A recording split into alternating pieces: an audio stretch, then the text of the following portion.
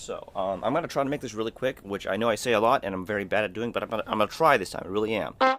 So today we're gonna be talking about the Moondrop Lan because someone essentially asked me to, and I was curious. They're kind of like the chews, and I want to see if they're any different. So let's talk about it.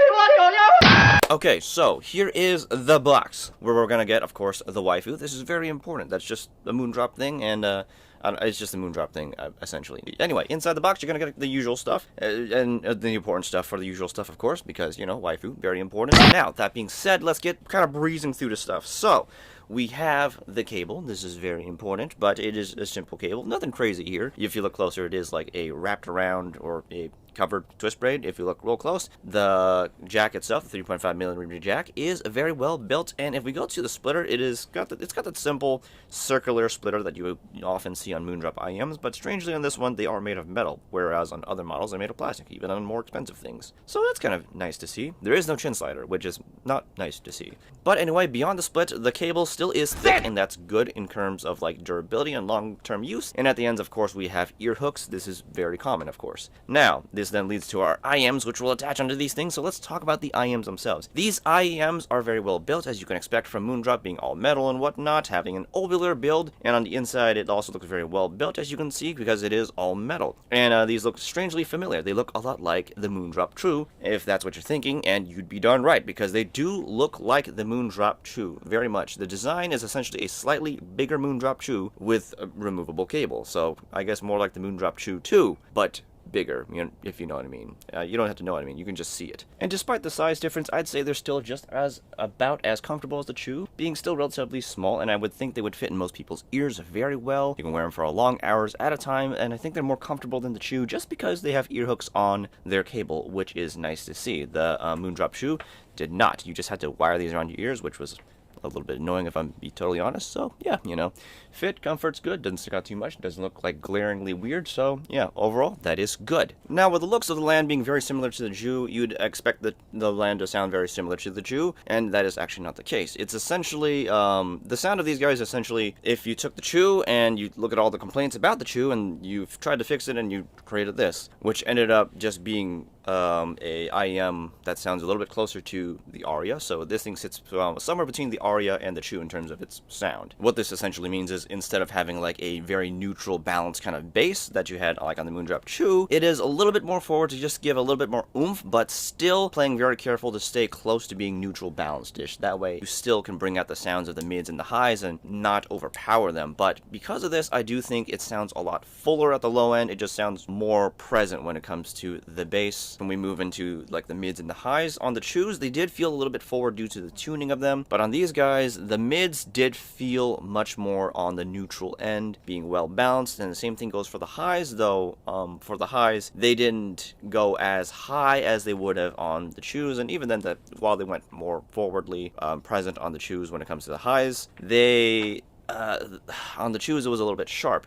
These things kind of dialed it back a little bit so it wouldn't get sharp and sibilant. So overall, I do think the mids and the highs are well contained, feel kind of on the neutral-ish kind of end, if a little bit relaxed. So while we do get a good amount of detail and clarity from both of those, it's not as present as on the Chews. So the Chews end up sounding far more analytical. These guys sound a little bit more, I wouldn't say relaxed, but they sound more natural, if that makes sense, where the clarity, the details there, but not so much in your face that it just like turns into an analytical sound. Now then, when it comes to the soundstage and imaging, they were, I think, better than the Chews. So the soundstage of these guys is wide, which you can expect from like Moondrop in general, because Moondrop's really good at that. And the shape of it is still relatively circular, and that's pretty good, especially when it comes to games. This is important, we'll talk about it a bit later, just for presentation wise, but you can imagine why a more circular-ish field is important when it comes to just having more real presentation of the world in games. So, that being said, not only do we have a pretty good size stage for an IEM, there is a degree of height that is noticeable, and that is good, because some IEMs struggle a little bit with presenting height. These things have some degree of presentation of height that I can find, and that is really good in case you're playing a game that has like verticality involved, and that's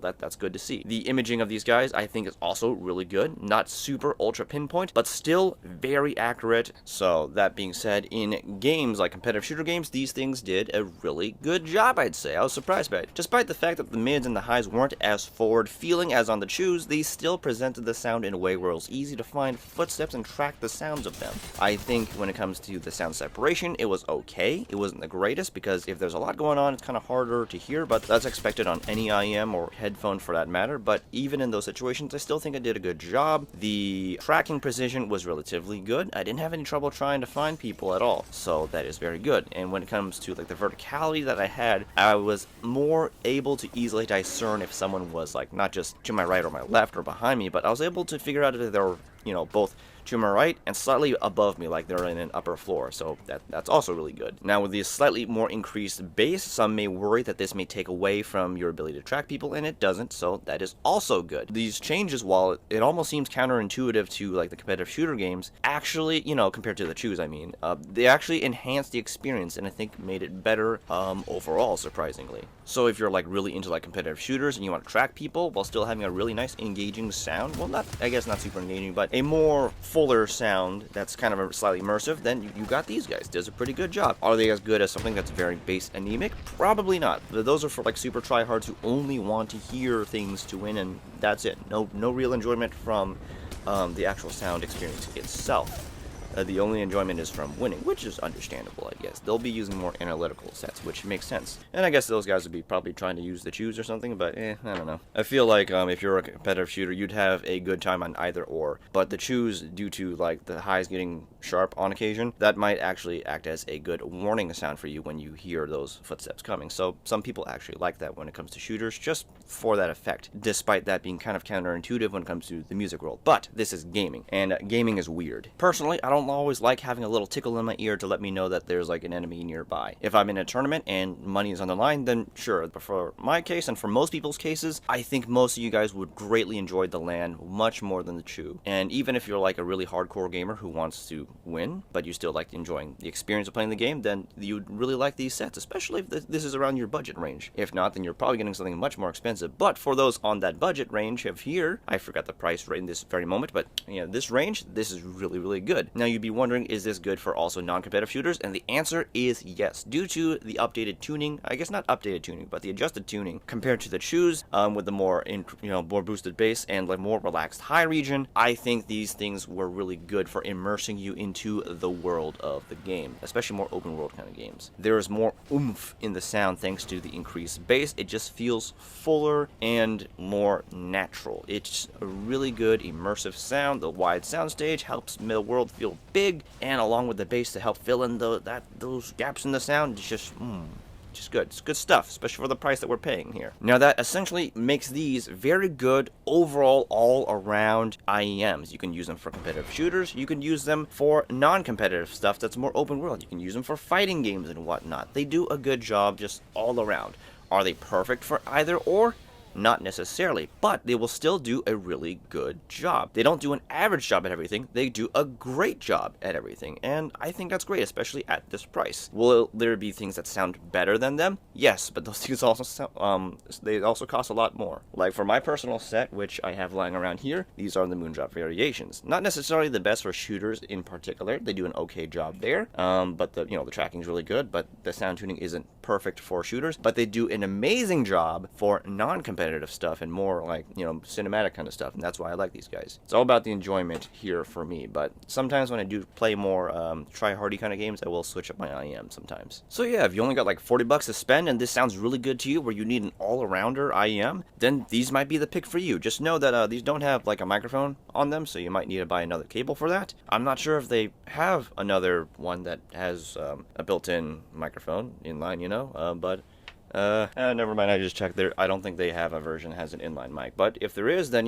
better on you. But for the most part, if this is what I said is something you like and you only got $40, you want a good all-arounder that'll be a good long-run IEM set that doesn't hurt your ears and you can just enjoy overall, then well, here you go. That's all I got for today, basically. So good for games, good for music, good overall, good for the price. It's a really great bang for your buck if you like this kind of sound profile. So with that being said, I guess I'll see you guys next time.